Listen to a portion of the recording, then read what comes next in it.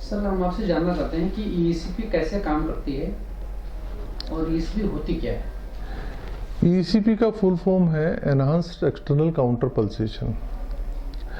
इसमें जो तीन पेयर्स होते हैं कफ के, वो एक काफ मसल पे बांध देते हैं और एक थाइस पे बांध देते हैं, एक बटक पे बांध देते हैं। जैसे बीपी इंस्ट्रूमेंट के कफ होते हैं, बीपी लेते हुए कफ बांधते हैं, ऐसे ही वो फूलने पिचकने वाले कफ होते हैं उसके अंदर। और पेशेंट को एक गद्देदार बिस्तर पे लिटा देते हैं और ये कफ उससे अटैच होते हैं। कफ लगाने के बाद में ऑटोमेटिक उसमें ईसीजी दिखती रहती है और ईसीजी से गाइडेड होकर वो कफ फूलते पिचकते हैं।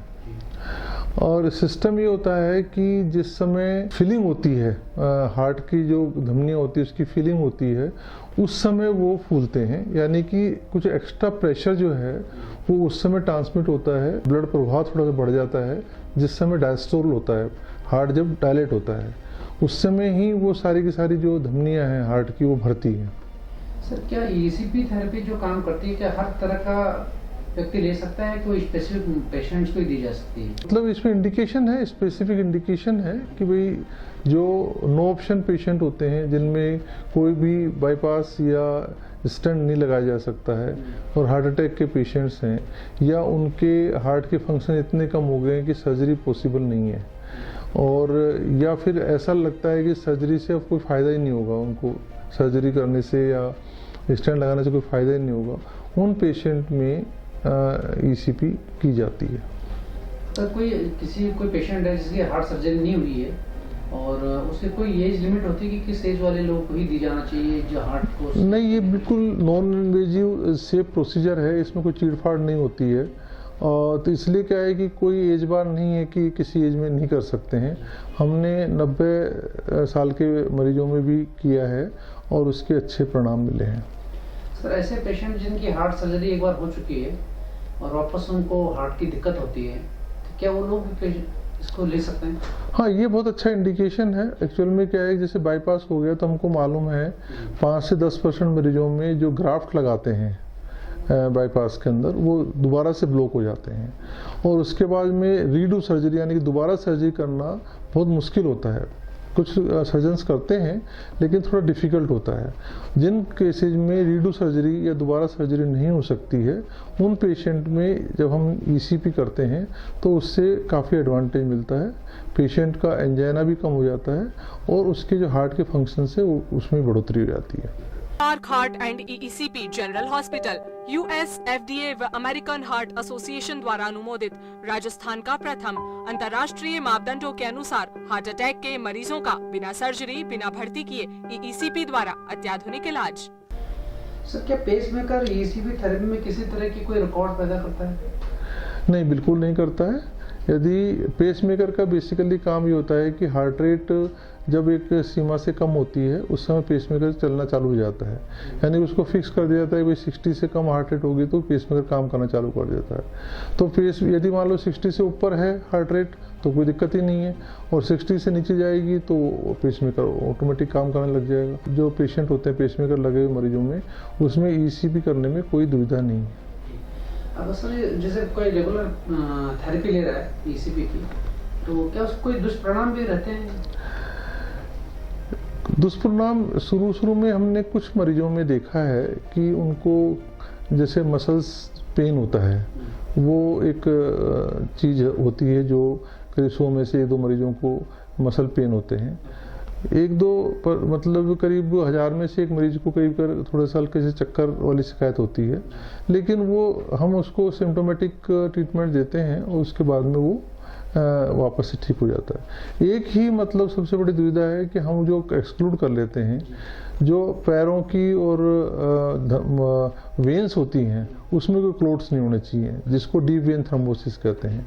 तो डीप वेन थ्रोम्बोसिस तो हम जब भी ईसीपी करते हैं उनसे पहले मरीजों की डोपलर स्टडी जरूर कराते हैं और देख लेते हैं कि पैरों की जो वेन्स हैं वहाँ से लेके हार्ट तक जो वेन, बड़ी वेन जा रही है, इन्फीरियर वेना केवा या सुपीरियर वेना केवा, उसमें क्लोट तो नहीं है।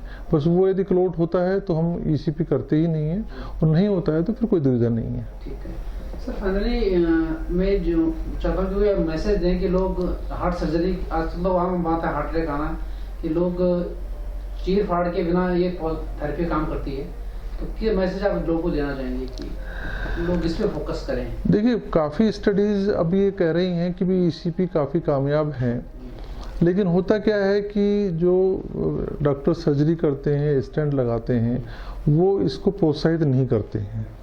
या मतलब उसको, उनको मालूम तो होता है कि भाई ये इस मेथड से ट्रीटमेंट हो सकता है। मैं ये नहीं कहता हूँ कि ईसीपी बाईपास ऑपरेशन स्टेंट का रिप्लेसमेंट है, पर ऐसे बहुत से पेशेंट होते हैं जिनमें स्टेंट पॉसिबल नहीं होता है, जिनमें बाईपास सर्जरी पॉसिबल नहीं होती है, या सर्जरी हो गई या स्टेंट लग गया, उसका दोबारा से ब्लॉक हो गए, वो उसमें दोबारा से ना तो स्टेंट लग पाते हैं ना सर्जरी हो पाती है। ऐसे बहुत सारे पेशेंट्स हैं, उनमें यदि ईसीपी ट्रीटमेंट दिया जाए तो उसमें बहुत अच्छे फ़ायदे मिलते हैं और उन पेशेंट्स में करना चाहिए। सर एक क्या मतलब हार्ट के अलावा भी बॉडी की जो फंक्शन है, जब मूवमेंट करता है, फंक्शन में काम करता है, तो क्या ये प्रिवेंटिव मेडिसिन की तरह काम करता है?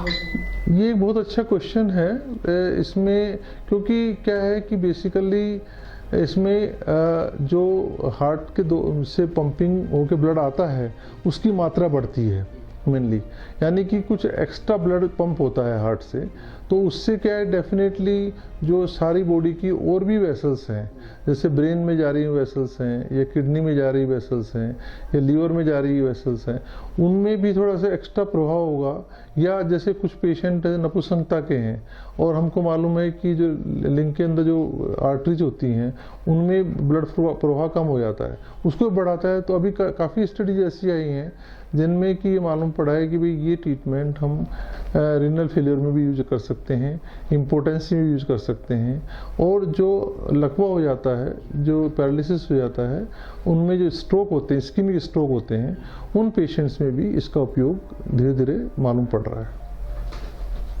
एक नई सोच, नए आयाम और नई मिसाल के साथ रावत गर्ल्स कॉलेज अब बन चुका है रावत कोएड कॉलेज। यहाँ कई सारे प्रोफेशनल और करियर ओरिएंटेड कोर्सेज के साथ विद्यार्थियों के लिए है safe and secure campus environment, dedicated teaching faculty, modern library, campus placement and hostel facility. Admissions के लिए तुरंत कॉल करें 0141281015 पर या रावत कोएड कॉलेज, करनी विहार, अजमेर रोड, जयपुर कैंपस में विजिट करें।